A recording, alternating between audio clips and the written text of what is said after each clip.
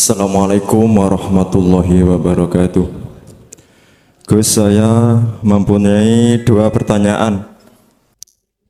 Yang pertama, apakah hakikat dari sunnah Rasul atau sunnah Nabi? Dan yang kedua, di dalam perjalanan berzuhud, di hati ini secara otomatis berzikir aku Allah, tapi kadang-kadang putus, kadang-kadang nyambung. Mohon penjelasannya. Terima kasih. Assalamualaikum warahmatullahi wabarakatuh.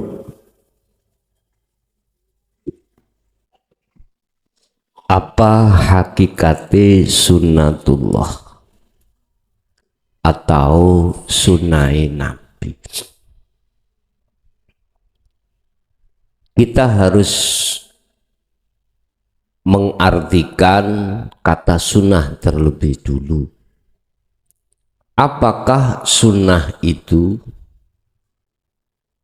Sunnah adalah ketika kita melakukan akan mendapatkan satu kebaikan. Apabila kita tinggalkan maka tidak akan mendapatkan siksa. Itu bahasa sunnah. Bahasa Rasul adalah utusan. Apa sunnahnya Rasul itu? Yaitu sesuatu yang dilakukan oleh Kanjeng Nabi pada saat masa beliau. Masa beliau. Apa itu? Ya apapun yang dilakukan Kanjeng Nabi pada masanya itu disebut sebagai sunnah Rasul. Sehingga diperdebatkan oleh beberapa ahli fuqaha.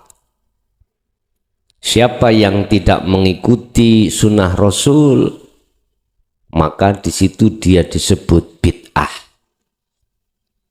Bid'ah itu sesuatu yang tidak pernah dilakukan oleh kanjeng Nabi. Disebut bid'ah. Di dalam organisasi NU tentang bid'ah itu dijabarkan wonten sing as-sayyi'ah, ada yang al-hasanah. Bid'ah itu sesuatu yang tidak pernah dilakukan Kanjeng Nabi. Ada yang sayyi'ah, ada yang hasanah. Artinya di dalam fatwa-fatwa MUI, Majelis Ulama Indonesia yang dibasis Nahdien, iku gak popo nek hasanah. Contoh hasanah. Pada waktu Kanjeng Nabi itu tidak pernah makan itu pakai garpu, pakai sendok, sebab pada masanya tidak ada pabrik. Beliau selalu dengan jari beliau. Kita pakai garpu atau pakai sendok, iki bid'ah. Tapi pertimbangan aku nek gak gawe garpu sendok, wong tanganku iki kok ya nek gak kata bakteri ini dan lain sebagainya. Akhirnya pakailah namanya sendok. Ngapunten kang kata. Sebetulnya itu lebih terjamin makan tanpa bakteri ku pakai daripada pakai sendok. Kok bisa? Ya, sampai nang warung. Tukang warung sendoknya jumlahi selawe. Jumlahi pinten wau? Selawe. Wong jane langgane kathah. Sendok siji sing mlebu cangkem gak mungkin siji utawa loro. Pasti wong akeh sing mlebu sendok iki mang. Lah nek tangan sampean dhewe mlebu cangkem sampean dhewe apa wong liya? Hah? Tangan sampean dhewe. Jadi tangan sampean iki mangan dijamin mlebu nang cangkeme dhewe, tapi nek sendok ning warung mlebu nang banyak cangkem. Banyak mulut, cangkem iku mulut. Jadi lebih terjamin iku. Cuman kata Rasulullah maksudnya awakmu ben gelem wejik. Ngerti wejik? Bebersih tangan. Mangkane di warung-warung di depot iku kan wonten to Pak Bu yang namanya wastafel iku lho mending sampean iku wiji kuwi tangane ngilangi bakteri mangane gak nganggo sendok bener sendok iku mang teko pelayan aku ya gak suudon biasa lak dibuntel ngeten ta Bu ya dibuntel ngeten iki biasa ya jamin nah nek iki gak ono bakteri nih sampean ngerti sendok iku mang rutuh nang gone WC gak ngerti sampean ngerti sendok iku mari digawe garuk-garuk geger terus dilepasne ngene gak ngerti tapi nek teko tangan sampean dhewe dari tangan Anda sendiri sampean basuh sendiri sampai cuci sendiri Anda nggak ada mamang makanya ayo budayakan makan dengan memuluk apa memuluk juga menyuap dengan tangan sendiri tapi niki angel lho Bu angel nek gak terbiasa awet kecil susah sampai niki kadang muluk iku wis gak tepak niku. Ya Rasulullah memberikan pengajaran makan itu dengan trijitika. Tahu maksudnya trijitika? Supaya sing sampean lebokno gak akeh-akeh ben untu nyokoti gak rekoso. Nek Rasulullah ngkai pengajaran ya kecapono sing lembut baru kok telan. Ya dah. Tapi nek iki munggarek pondok gak unsum, Pak. Rasulullah ngecapi 40 kecapan lembut maksudnya lambung ini bekerjanya biar tidak terlalu berat sebab lambung ini kalau sakit dekat dengan kematian makanya sing sorot ini tangan untuk mawon karepe ngoten apa maneh bendina mangan bubur iku cocok wis prinsipe wong Cina nek gak sugih gak mangan sego Pak bendino mangan bubur sebab apa beras sak ceduk ngene iki dadi sak panci dadi cepet sugih ngono ngapunten kata jadi disitulah 3 iki maksudnya biar enggak banyak-banyak ngecapi suwe iku ngecapi banyak iku ben gak kasar olehnya masuk tapi ngeten iki nyun sewu gak cocok nek diterapno ning arek pondok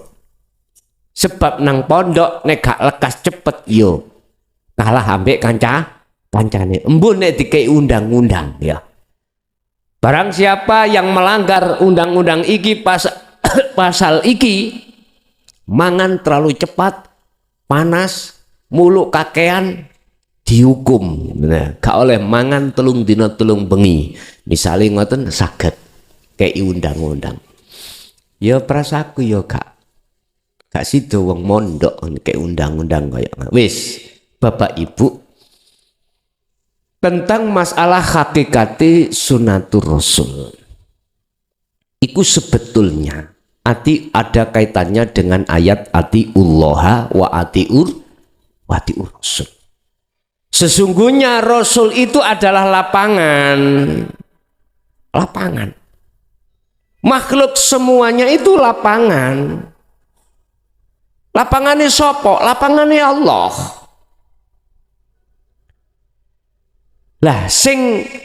yang berperan di situ adalah Allah manakala Anda mengerti bahwasannya ini af'alnya Allah bukan af'alnya saya sebagai makhluk maka itulah hakikati sunatur Rasul.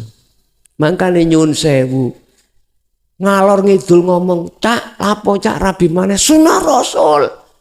Sik tah cangkemmu ojo syukur jeplak yo. Sunah Rasul opo sunah nafsu dalam dirimu harus diperiksa. Nek sunah Rasul, apapun yang terjadi di situ, kau tidak akan pernah ada tendensi karena kau tidak merasa melakukan. Nyun sewu. Jenengan kali kula iki, nek buku Gusti Allah iku gak ono loro, meksa ya apa gak iso. Gak telu, meksa ya apa mboten saged. Mula aku perlu takon, sunah Rasul iku sing ya apa? Ngene Gus, aku sak ndelok yatime Gus, temen aku nulung ya yatim. Iku jenenge cara wong iku nyolong tampar katut sak sapine. Jarene nuntun tak takoki. Kamu nyolong sapi mboten, kula mundut tampare tapi sapine katut. Iku jenenge awak dhewe nulung yatime ning rondone ya katut. Asline njukuk rondone. Mboten. Ngapunten Kang kathah ya. Bahasa sunatur Rasul itu sebetulnya gak kena digawe mainan. Hakikate sunatur Rasul itu adalah atiullah wa atiur Rasul.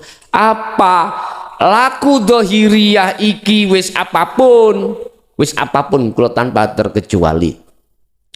Itu adalah lapangane urip.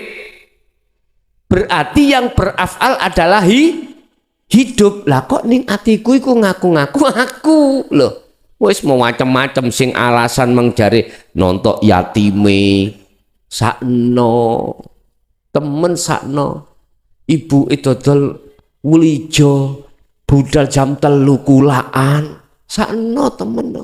Bosok ketemu aku tak tulung Gus, temen niatku nulung. Iku bahasa dohir. Nah terus bosok ijen-ijen tak takoni. Piye iku? Oh, jos iku. Lah.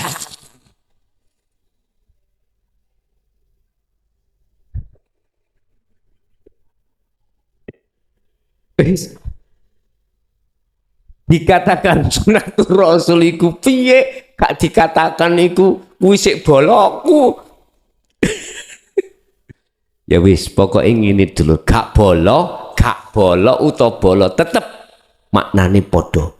Dimanapun aktivitas apapun, bila mana orientasi hati ini kita masih ditakholi, belum bisa dikatakan sunatur Rasul. Wis 1.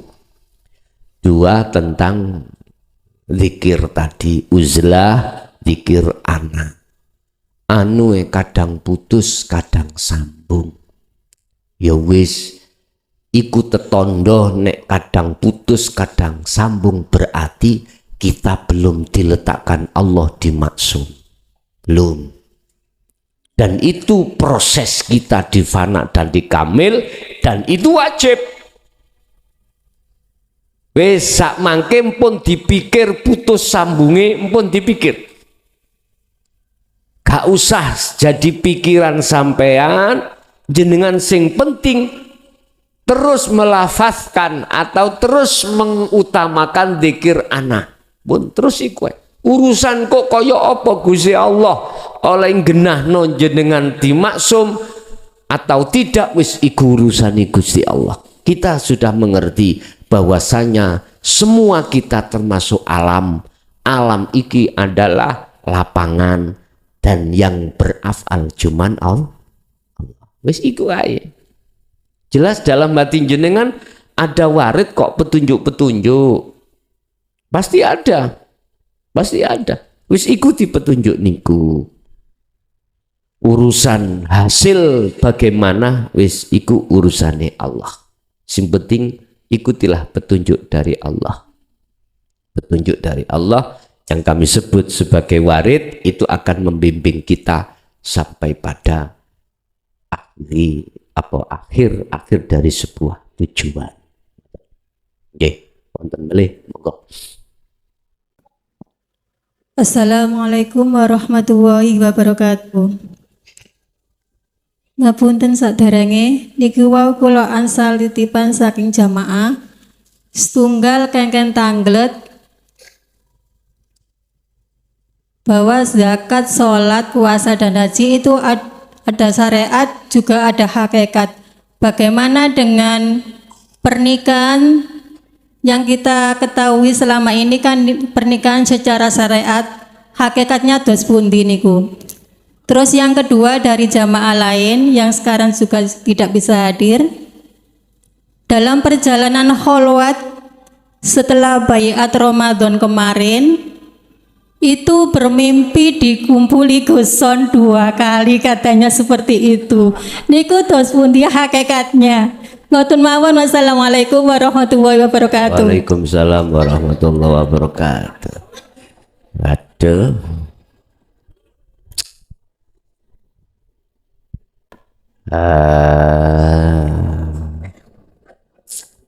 Pesta pasti berakhir.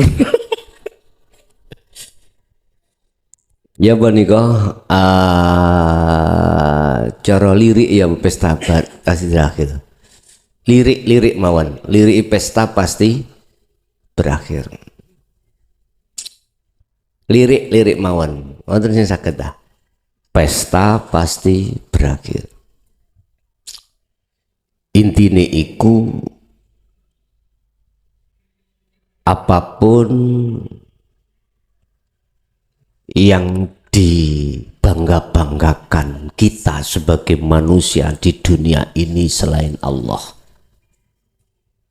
hal itu pasti akan berakhir. Intinya wonten mriku, apa yang kita bangga-banggakan ketika di dunia ini selain daripada Allah, ternyata itu menipu kita. Ternyata itu akan ada waktunya yang berakhir. Wis, pertama masalah nikah secara hakikat. Nikah itu tidak termasuk daripada rukun Islam yang disebutkan tadi, ada zakat, puasa, haji dan lain sebagainya. Biasanya yang kami bahas itu kan hakikatnya dari sebuah rukun Islam. Yang ditanyakan adalah nikah. Nikah secara syariat sudah kita pahami, syarat sahnya nikah itu ada wali, ada calon mempelai wanita laki-laki, dan ijab kabul, sah. Angkah tuka, wazawaz tuka, dan seterusnya. Terus dijawab sah, opo mas kawini, oke, sah. Nyun sewu, mas kawin sebagus-bagus mas kawin adalah mas kawin yang tidak memberatkan calon kemanten laki-laki. Didelok potongane ya gak gablek. Wis mas sampean mas kawine tisu wae. Lho mboten apa-apa. Mboten apa-apa. Bahkan beting boleh. Iki saapi-apike wong wedok itu tidak membebankan mas kawin mahar dari calon kemanten laki-laki. Makanya jenengan sing perawan-perawan nek ditakoki calon garwa jenengan, "Dik, mas kawine apa?" Sakersa jenengan. Ngoten mawon. Kan ada wong dasare wong wedok matrai. Nek gak mobil moh.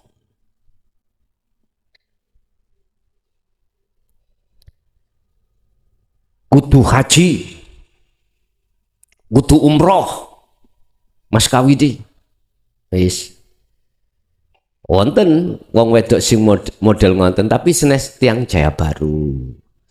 Jaya Baru niki mboten duka mboten padha, duka mboten piye.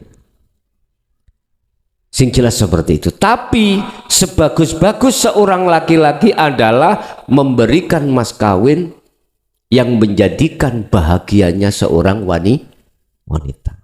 Dek, mas kawinku rumah, perabotane rumah, terus tumpakane yo roda papat. Dene kurang tak wene situ engkas roda 5.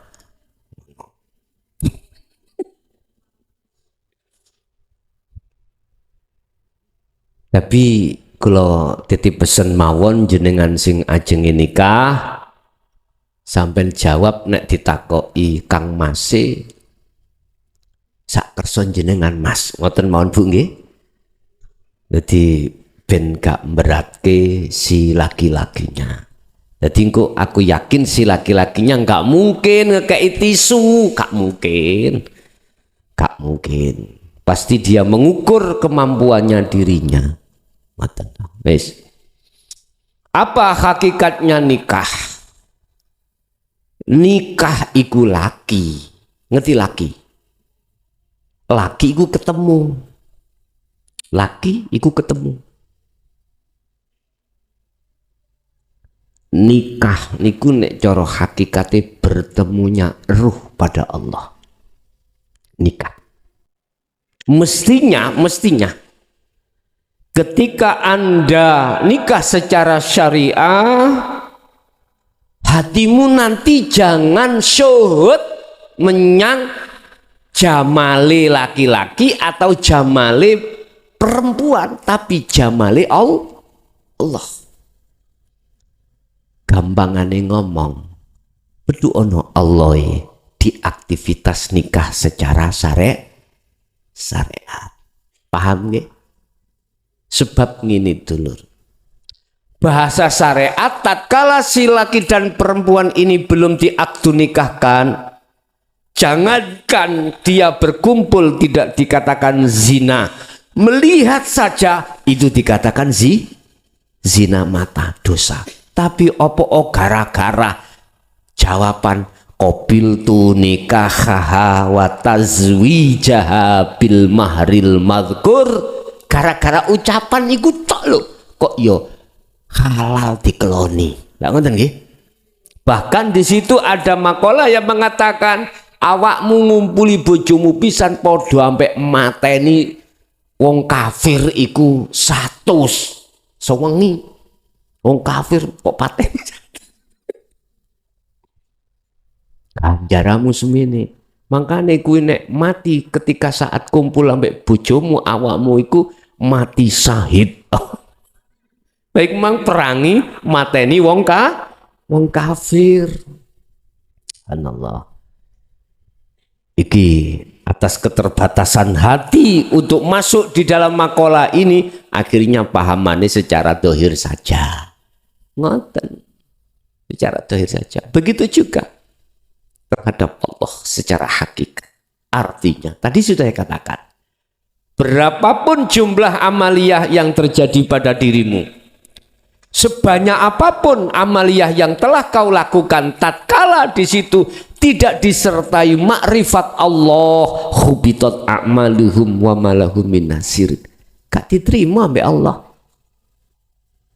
Ini namanya al-a'malu la maqbulatun ay mardudatun, amal yang ditolak Allah, karena satu amal itu ada disertai dengan riya, takabur di mata Allah.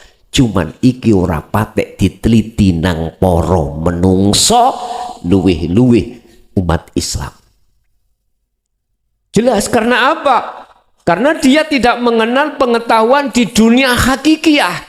Inilah jarangnya dunia hakikiyah, inilah akan menjadikan keganjele amaliyah kita terhadap Allah. Iki sudut pandang hakikat, bukan sudut pandang syariat. Ini sudut pandang Allah, bukan sudut pandang manusia. Kalau kita bicara sudut pandang manusia, jelas insya Allah diterima karena ini bagus. Lah ngoten nggih. Bagus. Bagus. Tapi coba kalau kita sedikit saja mau koreksi diri hati ini, sudut pandang perspektif dari pandangan Allah bagaimana? Ya Allah ya Karim. Wis ta. Jenengan nangis nek wis sadar teng mriku, akhirnya gawe kesimpulan, ya Allah, amaliyahku biyen sing ngene ternyata enggak ada artinya. Iya. Ya untung awakmu sadar kaya ngenten niki. Akhirnya kita belajar untuk menyertai ikhlas itu. Belajar kita menyertai ikhlas apapun.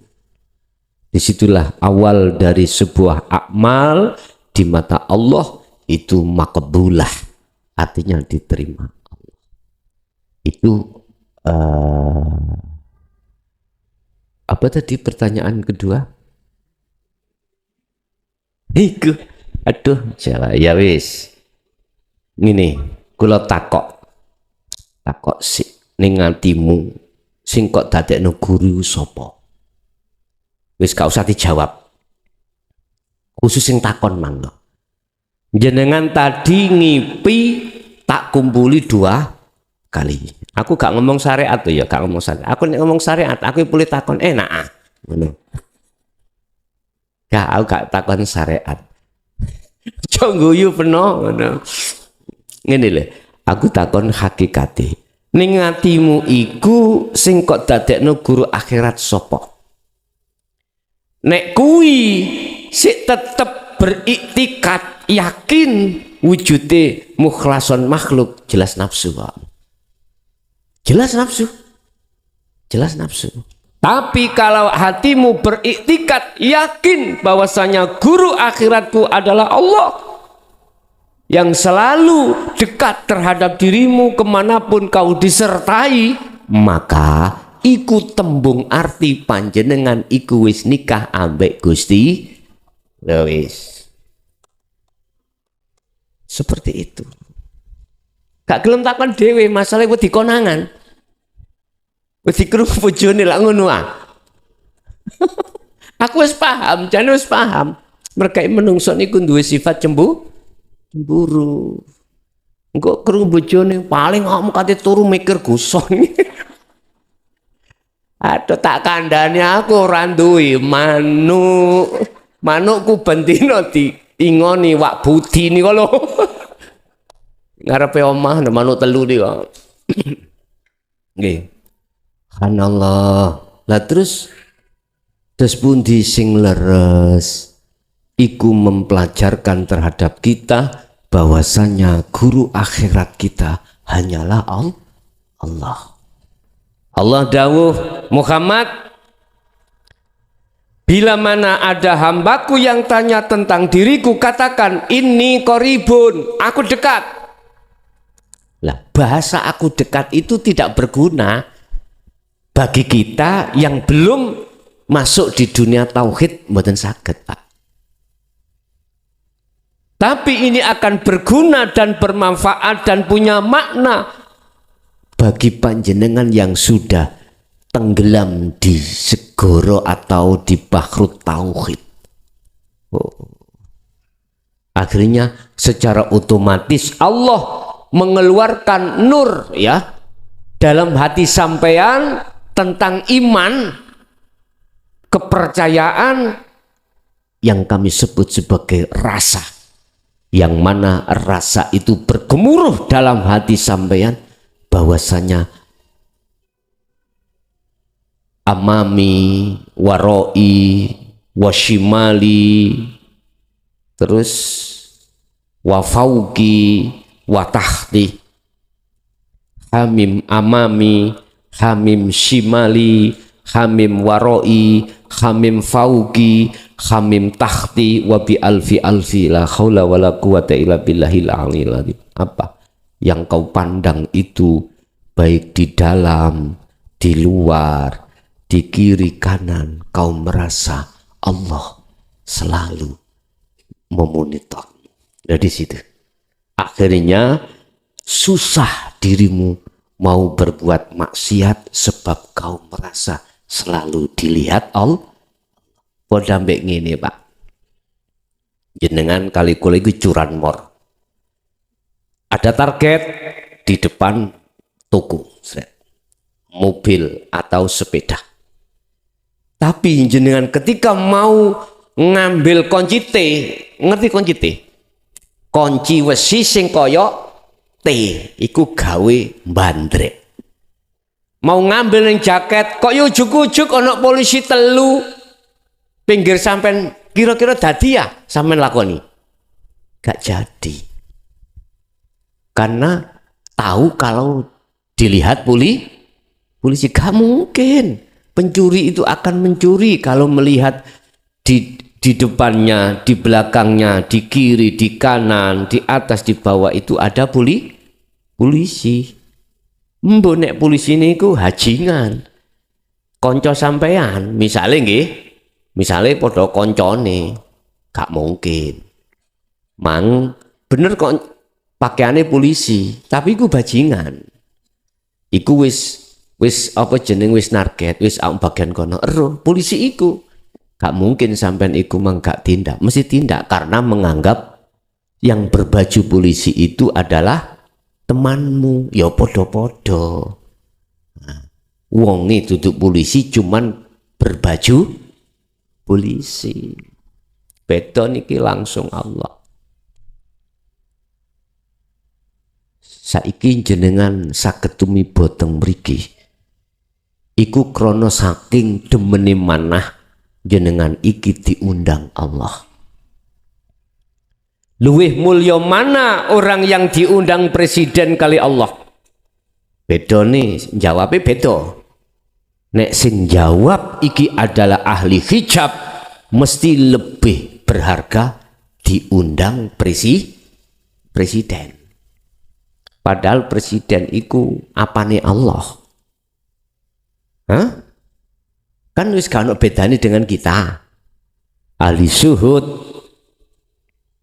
itu justru mengatakan bahwasanya lebih berharga, lebih mulia mendatangi undangan Allah daripada undangan presiden. Lah iki akhirnya dikeseimbangkan ketika fisike presiden sing ngundang jenengan melihat Allah. Berarti iki bonus namanya. Allah mengundang jenengan lewat irodah kekarepan ning ati sampean. Itu bentuk undangan Allah. Ditumindakne undangan itu akhirnya bertemu, inilah namanya takdir. Namanya takdir. Lah takdir itu ada macam dua ya. Takdir ada kaitannya, takdir yang akan menjadi akibatnya hati jauh dari Allah, takdir yang akan menjadikan hati ini tambah dekat pada Allah. Itu tergantung hati kita masing-masing. Jadi kembali pada masalah mimpi tadi, kula kari tinggal tanya jenengan, ning atimu sing kok gawe taklid, sing kok gawe taukid, sing kok gawe kuat yakinmu iku guru akhirat manungso apa Allah? Nek manungso wong iki wis posisine proses suluk nuju wusul kok, bukan ilmu kok. Nek ilmu memang menungso njabarno ngene iki. Tetapi kalau itu kau masih menganggap iku adalah makhluk, jelas si nafsu. Tapi kalau gurumu iku wis kau nganggap guru akhiratmu adalah Allah, sing bimbing dirimu itu ya cuman Allah, maka itulah namanya jenengan iki telah berbuat apa ngete wik dengan Allah. Iya wis nikah. Nggih, ada lagi, monggo. Assalamualaikum warahmatullahi wabarakatuh. Saya mau tanya Gus, orang-orang yang bagaimana kalau mati rohnya tidak dihajar oleh malaikat di alam kubur? Tidak Dihajar oleh malaikat di alam kubur. gitu. Tidak dimasukkan dalam sumur berapi, tidak dimasukkan dalam kawah condro dimuko, tidak dimasukkan dalam neraka jahanam dan lain sebagainya. Yang saya tanyakan, orang-orang yang bagaimana yang rohnya terhindar dari siksa kubur tersebut. Demikian Gus. Assalamualaikum warahmatullahi wabarakatuh. Waalaikumsalam warahmatullahi wabarakatuh. Sayaquluna alladziina qalu udkhuluha bisalamin aminin. Wa qala nabi man yaiku wong sing iso jawab pertanyaan malaikat mungkar nakir. Wis. Hakikatnya yang bagaimana, roh yang bagaimana, yang tidak mengalami alam barzah atau siksaan dalam kubur atau kegelapan dalam alam barzah, roh yang bagaimana. Kita kembali pada satu ayat yang Allah katakan, barang siapa saat di dunia ini hatinya sudah tidak buta lagi pada Allah, maka di akhirat pun setelah kematian dia tidak akan pernah mengalami kebutaan. Nek ayatnya kan membahas buta, sing buta. Cuman di situ ada mafhum mukhalafah. Apa arti kebalikan? Aslinya di dalam Al-Quran itu membahas orang buta. Mangkana fi hadihi a'ma, barang siapa fi hadihi di alam dunia ini dia masih buta terhadap Allah, fahuwa fil akhirah, maka di akhirat pun dia akan buta. Buta iku sifatnya gelap alias peteng. Sekali lagi saya katakan, buta iku sifatnya gelap. Lah gak buta iku sifatnya padang. Wa adallu sabila, dan jalannya lebih gelap lagi, lebih sesat lagi. Ulaika fi dhalalim ba'id. Laksana kita di dunia ini, mata fisik iki buta, kau berjalan arah manapun tidak akan pernah bisa sampai pada tujuan. Karena yang terjadi kegelapan. Itu pasti, Pak. Lah, maksud daripada ayat ini itu adalah ruhmu itu. Ruhmu. Terus ayat ini dikembangkan, siapa yang buta sebab apa? Siapa yang tidak buta sebab apa? Bapak Ibu sekalian yang dirahmati Allah, ternyata ainul basirah, mata ruh yang buta itu disebabkan karena ada sesuatu yang mengaling-alingi, menutupi terhadap Allah, menutupi ruh itu terhadap Allah. Bukan Allah yang tertutup loh ya, tapi ruh ini yang tertutup. Sebab al-haqqu laisa bimahjubin, al-haq utawi Allah hidup itu tidak bisa tertutupi dengan sesuatu apapun. Karena apa? Karena sesuatu apapun itu tidak ada di mata Allah. Sebab yang ada itu yang ada. Lah selain Allah katanya ada itu sebab diadakan oleh yang ada. Eng monggo yang ada, sesuatu yang tidak ada itu sudah tidak berlaku. Makanya Allah laisa bimahjubin, tidak bisa tertutupi dengan sesuatu karena sesuatu itu tidak ada. Justru wa anta Wa innamal mahjub, sesungguhnya yang tertutup itu anta anin nadhari ilaih. Tertutup itu Anda dari melihat Allah, karena sesuatu yang adanya itu diadakan dalam dirimu kok anggap ada.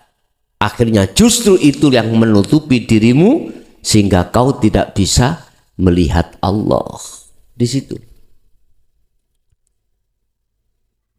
Bapak Ibu, jadi mereka yang tidak masuk di dalam alam barzah, yang tidak masuk dalam kegelapan adalah mereka saat di dunia yang hatinya sudah liqo terhadap Allah. Sudah sampai makrifat pada Allah. Makanya sering saya katakan, lekaslah dirimu untuk kembali pada Allah. Lekas bagi mereka yang belum. Lekaslah. Bahkan bagi mereka yang sudah mengibarkan bendera zikir, saya berpesan jangan pernah kau mati dulu sebelum kau itu makrifat pada Allah.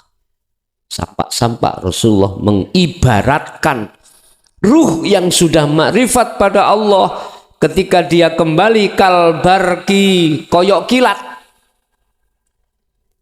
Ketika proses menjalankan perjalanan menuju pada Allah, kata Rasul, kalbarki, seperti kilat. Kilat itu cepat, Pak. Mengapa cepat? Karena sebelumnya sudah sering dilakukan ketika saat di dunia bertemu Allah. Allah juga katakan, innallaha huwa rabbi wa rabbukum fa'buduh. Kalau kau sudah yakin Rabbmu jenenge Allah, Rabbmu ya, Rabbmu, Tuhanmu jenenge Allah, ikilah wong Islam ya ta? Maka fa'buduh, golek ono isine Rabb. Jerone Rabb iku apa? Ternyata hidup. Fa'buduh, arahkan jiwamu terhadapnya. Hadza utawi mengarahkan jiwa terhadap hidup iku siratul mustaqim. Ini yang disebut siratal mustaqim. Berarti kowe ning donya iku wis ngowat siratal mustaqim. Nek bahasa syariat siratal mustaqim sesuk. Lah ngoten nggih. Nek wis ana romaksar, ana yaumul hisab, wis dihisab ditimbang baru dikon ngewot. Nah ngoten nggih. Ngewot sapa sing slamet, wot iku gak rutuh, dia bakal bisa ke surga. Lah ngoten nggih. Endengi rek. Lapo kowe ngenteni sesuk iku?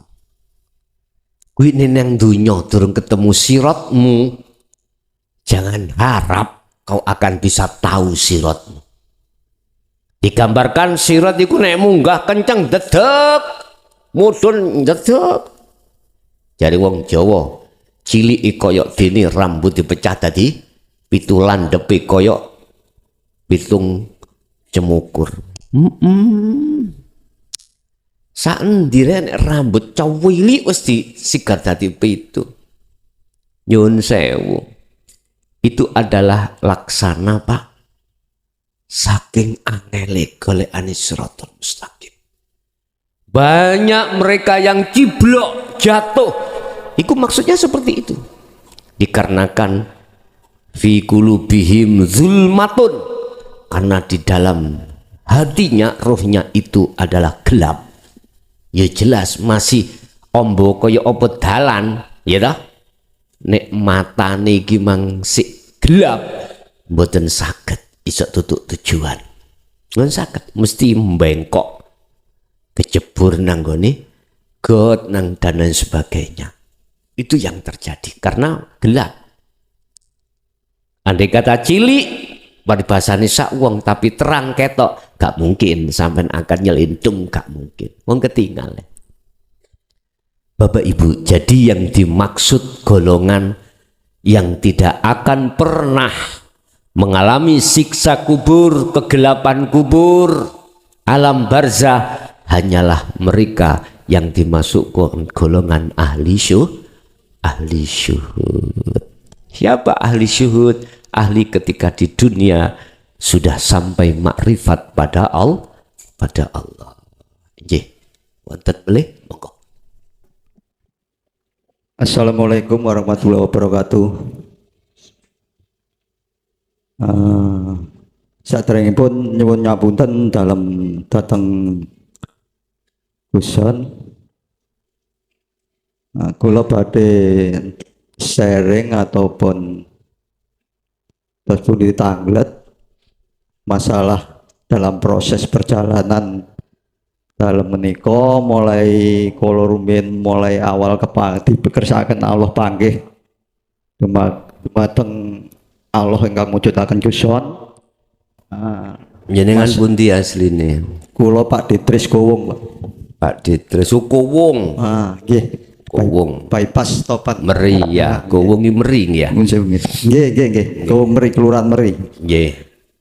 Nggih, monggo. Dalam proses bertahun-tahun mulai dalam radio ngantos samangkin perjalanan roh menika atau hati setelah kolaborasi dalam ilmu syariat ayat yang namanya Bismillahirrahmanirrahim, ternyata di situ hakikat kita semua ini adalah la haula wala quwata illa billah. Seterusnya ternyata memang sangat kosong melompong. Setelah dikersakaken munggah keyakinan seperti itu, Gus. Ya, memang mudah-mudahan ini saya pribadi tidak riak dan takabur. Memang mudah-mudahan ini sudah memang dikehendaki Allah seperti ini. Saya bisa berdiri bicara semua ini karena Allah lah yang menggerakkan semua. Sebab kita kosong melompong. Di tengah-tengah kosong, disitulah ada titik yang namanya hidup. Disitulah tujuan kita semua. Mudah-mudahan Allah menghendaki semua yang hadir dikersakaken seperti ini. Mudah-mudahan ini bukan karena egois kami dan hanya sharing, atau ini sudah betul atau salah. Yang jelas tiap aktivitas apa saja yang hati yang sudah dibuka seperti itu sudah merasakan Allah lah yang bekerja, semuanya Allah. Makanya saya mengambil kesimpulan bahwa semua adalah kosong, hanya nyata Allah lah yang dimaksud. Nyata Allah bukan dohir, yang jelas aktivitasnya yang kita sudah yakini, Gus. Saya kira itu, Gus. Ngapunten sekali lagi, kami bukannya untuk riya atau takabur. Ya mungkin ini karena digerakkan oleh Allah. Barangkali saudara-saudara kita semua ini bisa dibuka hatinya semua. Sebab semua ini hakikatnya tunggal. Kalau semua paham seperti ini, Allah menghendaki paham, saya kira tidak ada bermusuhan. Itu yang saya pahami. Bahkan Pancasila sila 1 sampai 5 itu, Gus, itu semua hakikatnya adalah Allah. Sekian Gus, ngapunten sembanuwun. Wassalamualaikum warahmatullahi wabarakatuh. Waalaikumsalam warahmatullahi wabarakatuh. Berangkat dari satu ayat, la haula, tidak ada satu keadaan apapun keadaan apapun, wala quwata, dan juga tidak ada satu kekuatan apapun, illa billah, kecuali semuanya milik Allah. Berangkat dari satu ayat ini, sebetulnya itu manusia, lekaslah kau pindah dari takholli menuju tajalli. Memang benar, Pak. Semua itu adalah kosong melompong. Tapi untuk menuju hati punya pangrasa seperti itu tidak mudah. ada proses-proses tersendiri. Pertama harus mendengarkan fatwa-fatwa dari Allah yang disebut yang berupa dengan ilmu. Ketika ilmu itu sudah masuk di dalam hati kita dan kita merespon, buahnya adalah faham. Kefahaman dari sebuah ilmu, dan ini wajib. Ilmu itu akan menjadi manfaat. Bisanya ilmu itu akan menjadi manfaat, harus selanjutnya ada langkah Anda untuk mengamalkan ilmu itu. Bentuk mengamalkan adalah berkholwatlah Anda, beruzlahlah Anda dengan selalu senantiasa memakai zikir sebagai pusat untuk pembersihan dari keakuan hamba yang ditakholi tadi. Ini yang kami sebut sebagai tahalli. Setelah itu barulah sampai ke tajalli. Kalau sudah duduk di tajalli hati ini, maka akan paham, tidak hanya paham dari ayat tadi, tapi juga sudah dikatakan pelaku pengamalan, la haula wala quwata illa billah. Akhirnya di dalam hati jenengan merumuskan bahwasanya aku Allah ini yang beraf'al. Ada lagi? Cukup?